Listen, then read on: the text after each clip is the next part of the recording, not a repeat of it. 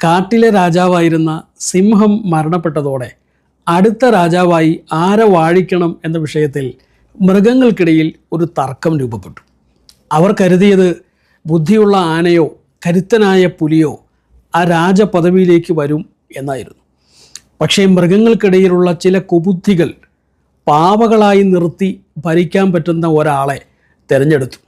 അത് കുരങ്ങനായിരുന്നു. കസേര കിട്ടിയതോടെ കുരങ്ങൻ്റെ ഭാവം മാറി.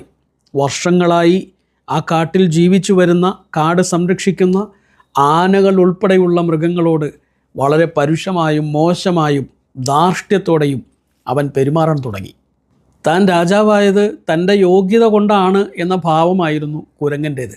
അങ്ങനെ ഇരിക്കെയാണ് വിശന്നു വലഞ്ഞ ഒരു വന്യമൃഗം കുറച്ച് മാൻപേടകൾക്ക് പിന്നാലെ പായുന്നത് കാട്ടിലെ മറ്റു ജീവികൾ കണ്ടത്. അവർ ഉടൻ തന്നെ രാജാവിൻ്റെ മുമ്പിൽ പരാതിയുമായിട്ടെത്തി. പ്രഭോ, അങ്ങ് എത്രയും പെട്ടെന്ന് ഇടപെടണം, കാട്ടിൽ വലിയ പ്രശ്നമാണ്. ഉടനെ അർഹതയില്ലാത്തവൻ അധികാരത്തിലേക്ക് വന്നാൽ ചെയ്യുന്ന ഒരു പണിയാണ് അവിടെ രാജാവ് ചെയ്തത്. അവിടെ ആക്രോശിച്ചുകൊണ്ട് ചാടി എഴുന്നേറ്റു. എന്നിട്ട് ഒരു കൊമ്പിൽ നിന്ന് അടുത്ത കൊമ്പിലേക്ക് ചാടി, അവിടെ നിന്ന് തിരിച്ചു. എന്നിട്ട് നന്നായി പിടിച്ചു കുലുക്കി കുറച്ച് കൊമ്പുകൾ പറിച്ച് താഴെയിട്ടു. അവിടെ കൂടിയിരുന്ന ആളുകൾക്ക് മുന്നിൽ പല്ലിളിച്ച് കാണിച്ചു. അതിനിടയിൽ ആക്രമിക്കാൻ വേണ്ടി വന്ന വന്യമൃഗം മാൻപേടകളെ വേട്ടയാടിക്കൊണ്ടേയിരിക്കുകയാണ്. ഇത് കണ്ട് സഹികെട്ട് ആന മുന്നിൽ വന്നിട്ട് പറഞ്ഞു, പ്രഭു, അങ്ങ് എന്താണ് ഈ കാണിക്കുന്നത്? കാട്ടിലെ ഈ പ്രശ്നത്തിൽ അങ്ങ് ഇടപെടാത്തത് എന്താണ്?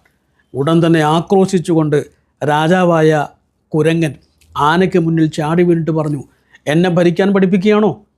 നിങ്ങൾ കണ്ടില്ലേ, ഞാൻ ഒരു കൊമ്പിൽ നിന്ന് അടുത്ത കൊമ്പിലേക്ക് ചാടുന്നു, അവിടെ നിന്ന് ഇപ്പുറത്തേക്ക് ചാടുന്നു. ഞാൻ പരമാവധി ജോലി തിരക്കിലാണ്. അതുകൊണ്ട് നിങ്ങൾ എന്നെ ഭരിക്കാൻ പഠിപ്പിക്കണ്ട എന്ന് ആക്രോശിച്ചുകൊണ്ട് ആനയ്ക്ക് മുന്നിലേക്ക് കുരങ്ങൻ ചാടി.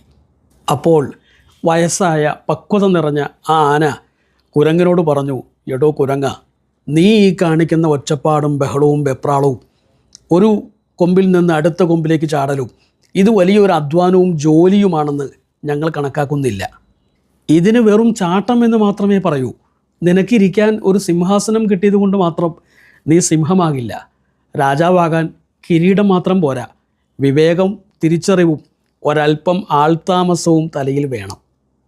പ്രിയപ്പെട്ടവരെ, അർഹതയില്ലാത്തവർ അധികാരത്തിൽ വന്നാൽ അവർ വെറും കോമാളിയായി മാറും. ഏതുപോലെ? ഈ കിരീടം വെച്ച കോമാളിക്കുരങ്ങനെ പോലെ കൂടെയുള്ളവർ ദുരന്തം പേറേണ്ടി വരും.